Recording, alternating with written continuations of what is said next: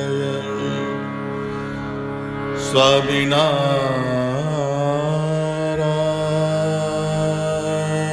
સ્વામિનારાયણ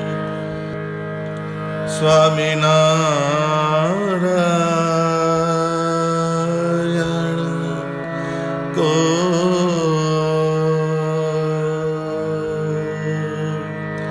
ઉપાસે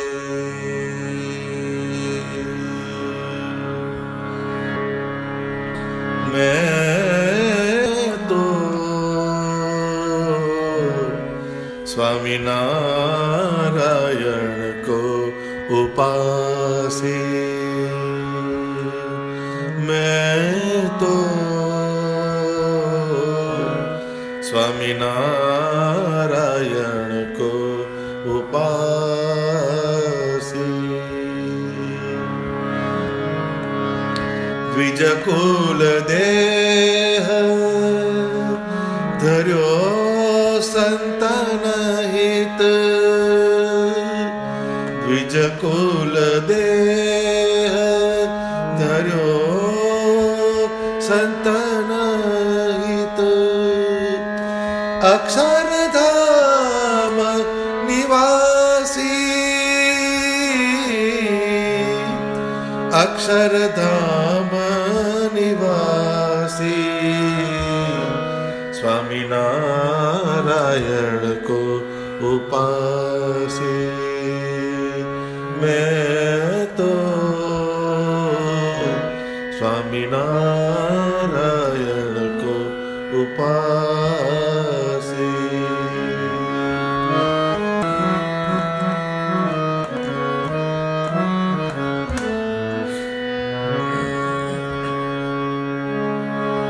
अड़सठ तीरथ श्याम चरण में अड़सठ तीरथ श्याम चरण में कहारी फिरू जाय काशी कहारी फिरू जाय काशी स्वामीनारायण को उपासी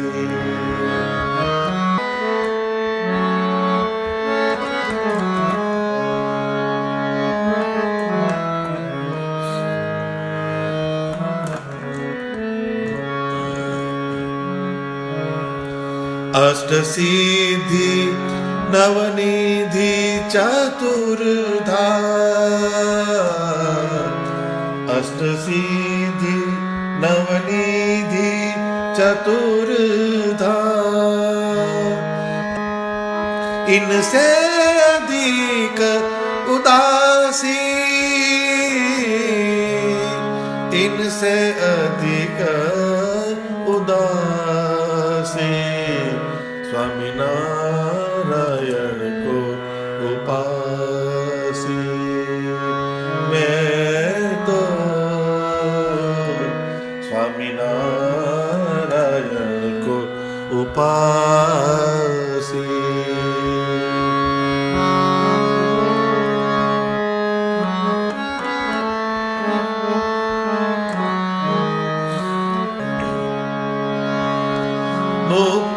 मुक्तानंद महासुख पायो मुक्तानंद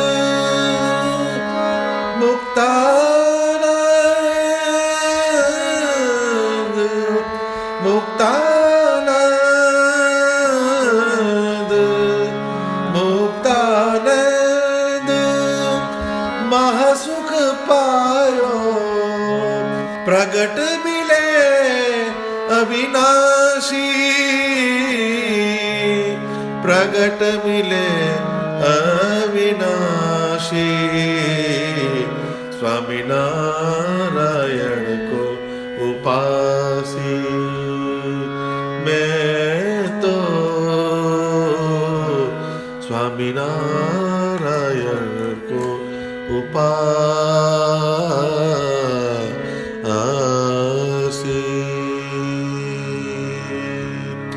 સહજાનંદ સ્વામી મહારાજની જય. સૌ હરિભક્તોને મારા જય સ્વામિનારાયણ.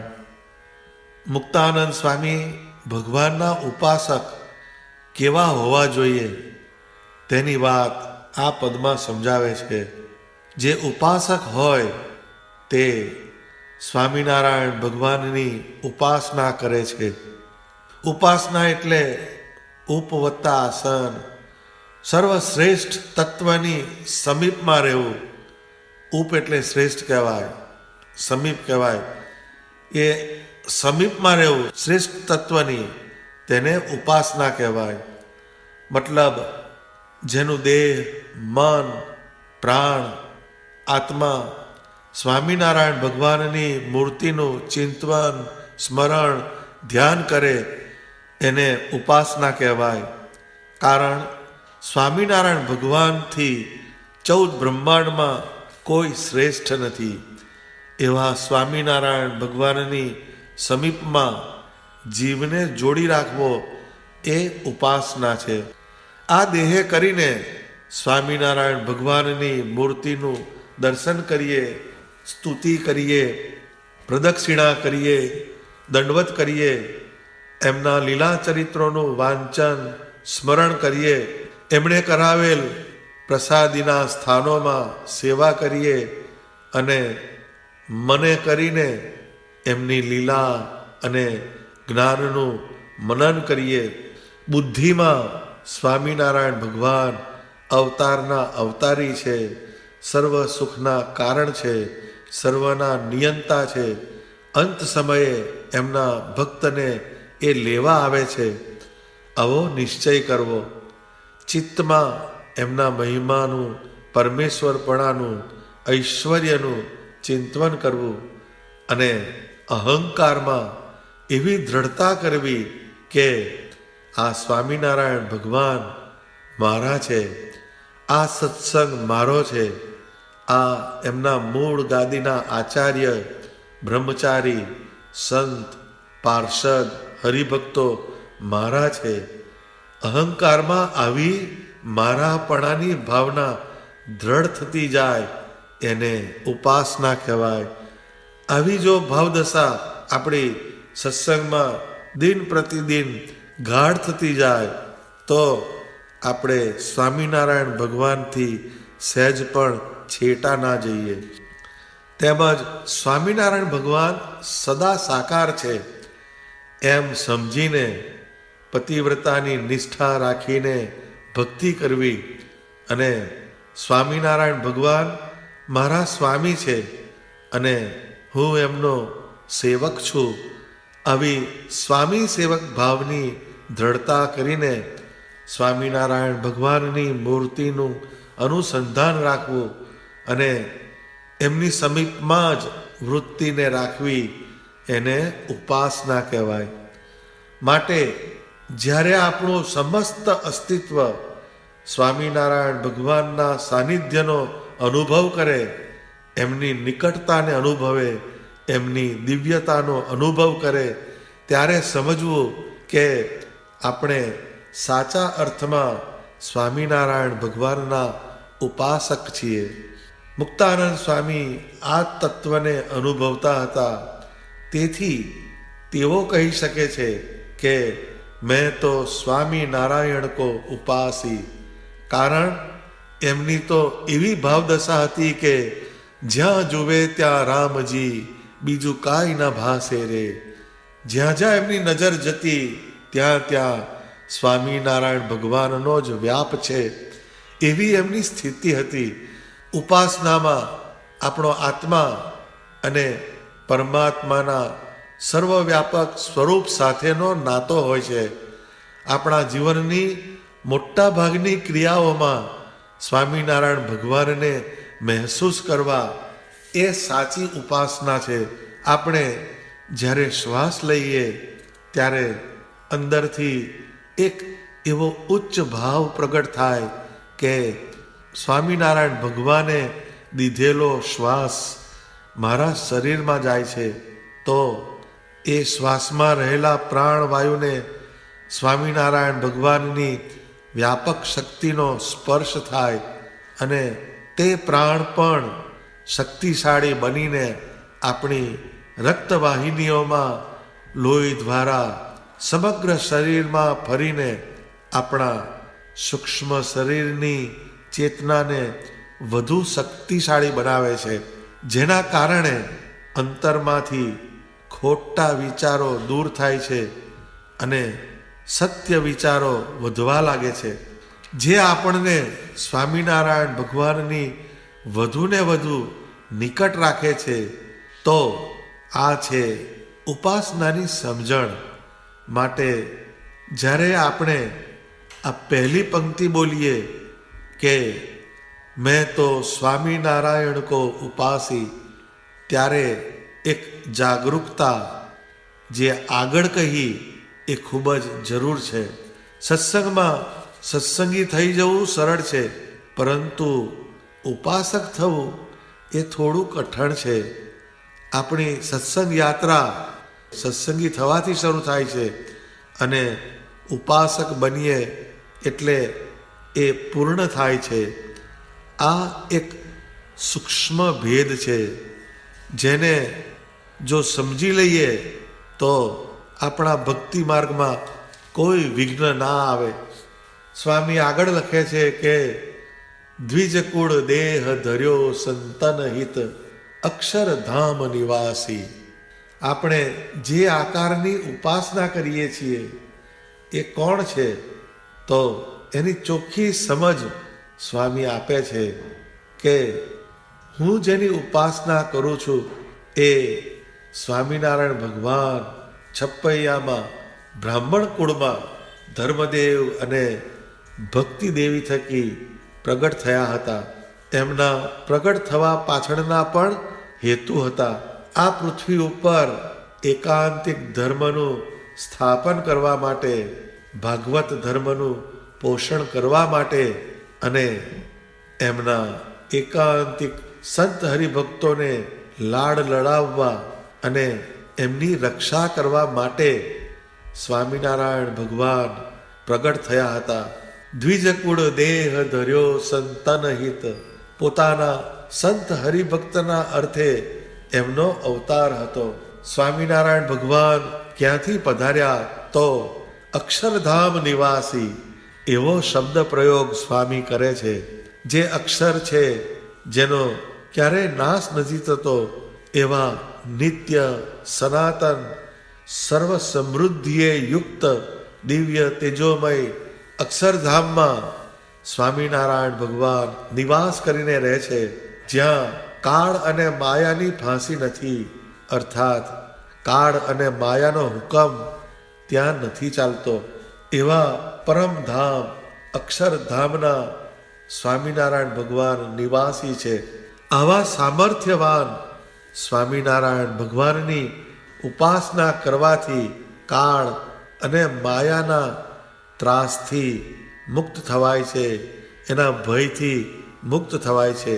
એમની ઉપાસના કરવાથી અક્ષરધામની પ્રાપ્તિ થાય છે, જેને પામીને પછી જન્મ મરણના ચક્રવ્યૂહમાં પાછા આવવું પડતું નથી.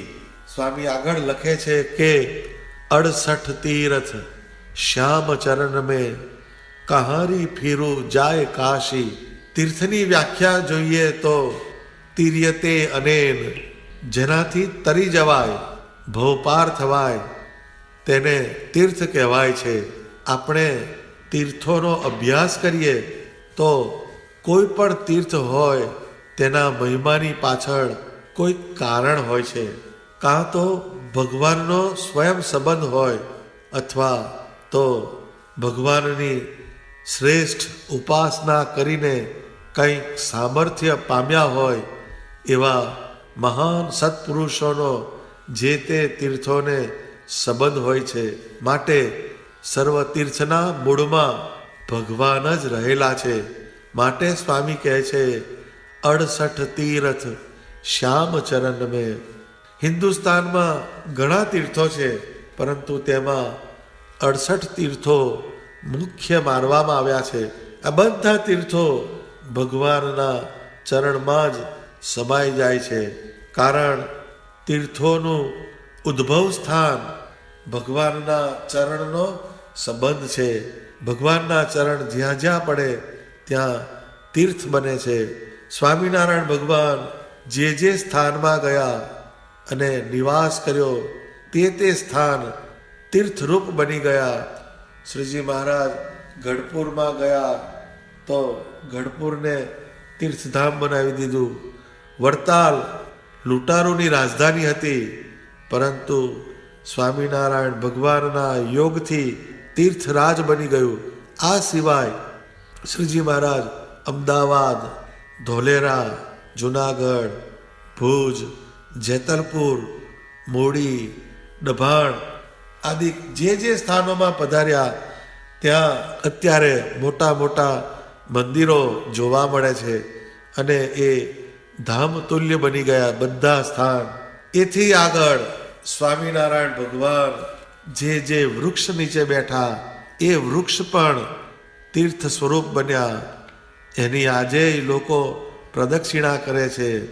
દાદા ખાચરના દરબારમાં નીમતરુ છે, જ્ઞાનબાગમાં આંબલો છે, તથા ઘણી જગ્યાએ જુદા જુદા વૃક્ષો છે. બામરોલીમાં એક રાયણ હતી, ત્યાં ભગવાને હિંડોળે ઝૂલીને દર્શન આપ્યું હતું. એ રાયણના પણ સૌ દર્શન કરવા જાય છે. એ સિવાય જે કૂવા, સરોવર, નદીમાં એમણે સ્નાન કર્યું એ સર્વે તીર્થરૂપ થઈ ગયા. આમ જે તીર્થનો મહિમા છે એ મૂળ પુરુષોત્તમ નારાયણના સંબંધે કરીને છે. એ 68 તીર્થ સ્વામિનારાયણ ભગવાનના ચરણમાં છે. પછી કહારી ફીરું જાય કાશી, પછી કાશી કે બીજા તીર્થોની યાત્રા કરીને હું શું કરું? આ મુક્તાનંદ સ્વામી કહે છે. શ્રીજી મહારાજના સમયમાં એક હરિભગત હતો, તેને શ્રીજી મહારાજનો પરિપક્વ નિશ્ચય કર્યો હતો. કાયમ ગઢપુર દર્શન કરવા જતો. એક વખત એના ગામના બધા શ્રદ્ધાળુઓ જે હશે એ યાત્રાએ જતા હતા, એટલે એમણે પૂછ્યું, ભગત ગોદાવરી સ્નાન કરવા નથી આવવું? તો એ ભગત કહે, હું તો મારે જ્યારે ગોદાવરી સ્નાન કરવું હોય ત્યારે કરી લઉં છું ભાઈ. એટલે એમણે પૂછ્યું કે એ કેવી રીતે બને? ગોદાવરી ગયા વગર તું કેમનો સ્નાન કરું? તો ભક્તે કહ્યું, સાંભળો, હું ગઢડે ગયો હતો, ત્યાંથી ઘેલા નદીનો પથ્થર લેતો આવ્યો છું. શ્રીજી મહારાજ સહસ્રધરે ઘેલામાં જ્યાં સ્નાન કરતા ત્યાંનો એ પથ્થર છે, માટે એ શ્રીજી મહારાજના સ્પર્શથી અને નંદ સંતોના સ્પર્શથી પાવન થયેલો છે. માટે મારે જ્યારે યાત્રામાં જવાનું મન થાય અને સ્નાન કરવાનું મન થાય ત્યારે એ ઘેલાના પ્રસાદીના પથ્થરને ડોલ પાણી ભરી એમાં બોળી દઉં, પછી એ જળ વડે સ્નાન કરું. એટલે મારે બીજે જવાની જ જરૂર રહેતી નથી. સૌ ગામ લોકો આ ભગતની દ્રઢતા અને સમજણને જોઈને આશ્ચર્ય પામી ગયા. કારણ એની સમજણના મૂળમાં હતું કહારી ફીરું જાય કાશી. દાદા ખાચરના બહેનો જીવુબા, લાડુબા દરબાર ઘર છોડીને ક્યાંય ન જતા, પરંતુ તમામ તીર્થોના કારણરૂપ સ્વામિનારાયણ ભગવાન એમના દરબાર ગઢમાં વિરાજમાન હતા.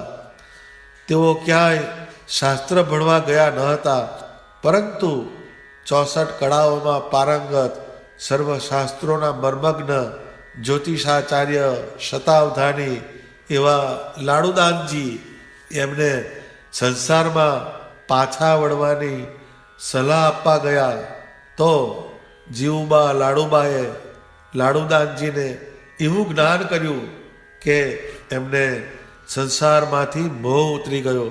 આવી પ્રતિભા ધરાવનાર એ જીવુબા, લાડુબામાં આવું બળ આવ્યું ક્યાંથી? તો એ માત્ર ને માત્ર તીર્થોના સારરૂપ સ્વામિનારાયણ ભગવાનની સેવાના પરિણામે આવ્યું. મુક્તાનંદ સ્વામી આગળ લખે છે કે અષ્ટ સિદ્ધિ નવનિધિ ચતુર્ધા ઇનસે અધિક ઉદાસી. અષ્ટ સિદ્ધિ એટલે 8 પ્રકારની સિદ્ધિઓ, એટલે સર્વ પ્રકારે બધું સીધું જ પડે. અણીમાં, મહીમાં, લધીમાં, ગરિમાં આદિ 8 પ્રકારની સિદ્ધિઓ અને નવનિધિ એટલે 9 પ્રકારે વૈભવ છલકાતો હોય અને 4 પ્રકારની મુક્તિ, સાયુજ્ય, સારૂપ્ય, સામીપ્ય, સાલોક્ય, આ 4 પ્રકારની મુક્તિઓ છે. એમાં પણ મને રસ નથી. તો નંદ સંતો જે હતા એ મોટા મોટા રાજવાડાઓમાં જતા અને રાજાઓના દરબારગઢમાં સન્માનને પામતા, છતાં પણ એ તેઓ ત્યાં લોભાતા નહીં. શ્રીજી મહારાજનું એક વચન હતું કે જ્યાં માન મળે ત્યાંથી ચાલી નીકળવું અને રાજ દરબારમાં ભિક્ષા કરવી નહીં. આવા શ્રીજી મહારાજના વર્તમાન હતા. એટલે ગમે એવું ધન સંપત્તિ જોવે તો એમાં એ સંતો લોપાતા નહીં અને શ્રીજી મહારાજના ભજનથી, એમની ઉપાસનાથી એમનામાં ઐશ્વર્ય આવતું અને અનેક જીવનું રૂડું કરતા. તો ગમે ત્યારે ભગવાન ગમે તે પરચો બતાવે તો એ પરચાના કારણરૂપ સ્વામિનારાયણ ભગવાન છે, એમની કૃપાથી આ થયું છે, એવી દ્રઢતા એ પોતે રાખતા અને બીજા પાસે પણ રખાવતા. અને શ્રીજી મહારાજની આજ્ઞા, શ્રીજી મહારાજની ઈચ્છા એ જ આપણું જીવન છે. એ નંદ સંતોના જીવનનો મુદ્રાલેખ હતો. માટે એ 4 પ્રકારની મુક્તિ એ પણ સ્વામિનારાયણ ભગવાનના ચરણમાં જ છે. આવી એક દ્રઢતા હતી મુક્તાનંદ સ્વામીની.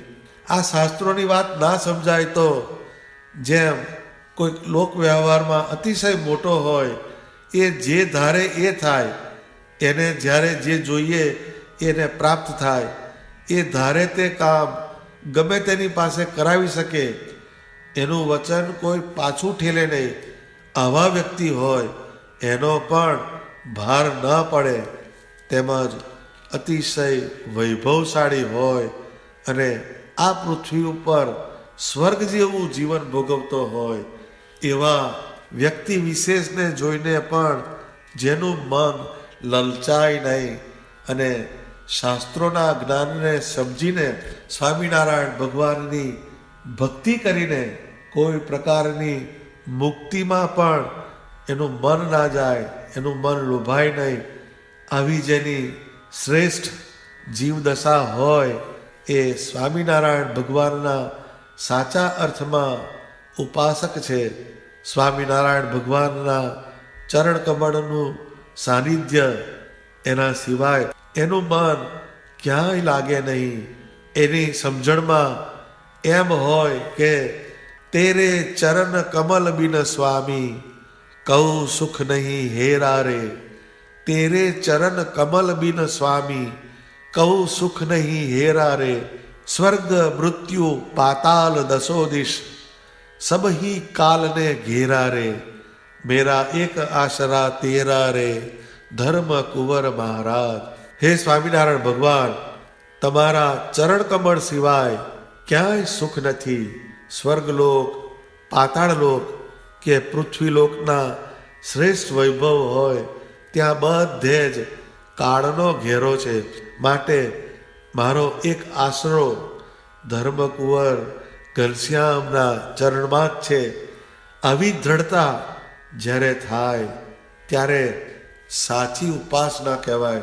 સ્વામી અંતમાં કહે છે કે મુક્તાનંદ મહાસુખ પાયો પ્રગટ મિલે અવિનાશી. સ્વામિનારાયણ ભગવાન પ્રગટ સ્વરૂપે મને મળ્યા એટલે હું સર્વ પ્રકારે સુખી થયો છું અને મને મહાસુખ પ્રાપ્ત થયું છે. એ મહાસુખ અને એ અવિનાશી છે. પાછું કે ભગવાન અવિનાશી છે એટલે એમની મૂર્તિનું સુખ અવિનાશી હોય, એમના સત્સંગનું સુખ અવિનાશી હોય, તો ભગવાનનું જે દર્શન કરીએ એનું જે સુખ હોય એ ક્યારેય વિસરાતું નથી. એ સદા આપણી સાથે ને સાથે આપણને બળ આપનાર હોય છે.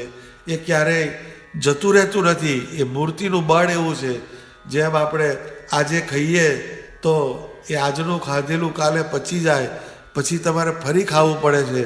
પરંતુ આ ભગવાનની ભક્તિ કરીને સ્વામિનારાયણ ભગવાનનું જો આપણને દર્શન થાય, એનું અનુસંધાન થવા માંડે, તો એ કાયમ આપણને સુખ આપનારું બને છે. કેમ કે એ અવિનાશી છે. એ મહાસુખ મને પ્રાપ્ત થયું, એમ કે છે મુક્તાનંદ સ્વામી. સુખ નહીં પણ મહાસુખ. મહાસુખ કેમ કે છે? તો કે આ જગતના જે સુખ છે એનાથી પર એ શાશ્વત દિવ્ય એવું એ સુખ છે. કારણ મારો જીવ જગતના દુઃખમય તત્વો અને એની વાસનામાંથી છૂટીને સુખમય એવા સ્વામિનારાયણ ભગવાનમાં જોડાયો.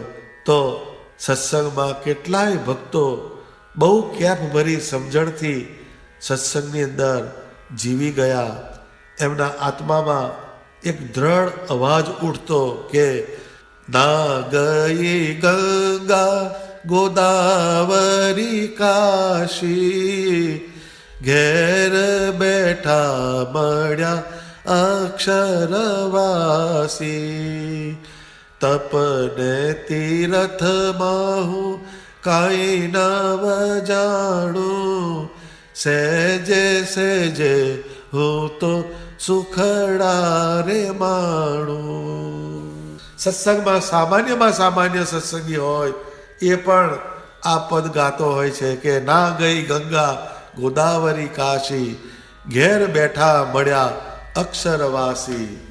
મને એમ કે ઘેર બેઠા મારા ઘરમાં અક્ષરધામના અધિપતિ સ્વામિનારાયણ ભગવાન દર્શન આપે છે.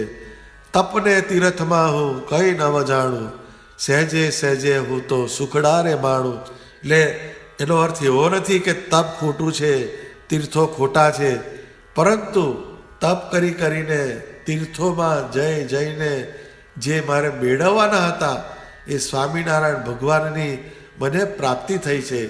એ સાધન હતું. હવે એમાં મને રસ નથી. કેમ કે મારું મન છે, મારો આત્મા જે છે એ સ્વામિનારાયણ ભગવાનમાં જોડાયેલો છે. કેમ કે તપ કરે કોઈ કે કોઈ તીર્થોમાં જાય, એના મૂળમાં તો ભગવાનનો આકાર છે. કોઈ તપ કરતા હોય તો એ ભગવાનને પ્રસન્ન કરવા કરતા હોય છે. કોઈ તીર્થોમાં જતા હોય તો ત્યાં ભગવાનનો વાસ હોય છે. તો એ જે તત્વ એને મેં પ્રાપ્ત કર્યું છે. હવે હું સહેજે સહેજે હું તો સુખડા રે માણું. હવે સહજ ભગવાનના ભજનનો આનંદ, એનું સુખ એને આપણે અનુભવવું જોઈએ. એટલે આ પદની અંદર મુક્તાનંદ સ્વામીએ બહુ જ ગહન વાત સમજાવી કે જે સ્વામિનારાયણ ભગવાનની ઉપાસના કરતા હોય એવા ભક્ત કેવા હોય, તો એની વૃત્તિ બીજે ક્યાંય જાય નહીં. બધા તીર્થો હોય, બધી જુદી જુદી પ્રકારની પ્રાપ્તિઓ હોય, જુદી જુદી પ્રકારની મુક્તિ હોય, એમાં પણ જેનું મન લલચાય નહીં અને એમાંથી ઉદાસ થઈને એક માત્ર ને માત્ર સ્વામિનારાયણ ભગવાનમાં મહાસુખ છે એવું અનુસંધાન કરીને ભગવાન સ્વામિનારાયણનું આત્મામાં ભજન કરે એ સાચા ઉપાસક છે એવું આ પદની અંદર મુક્તાનંદ સ્વામી સમજાવે છે. સહજાનંદ સ્વામી મહારાજની જય.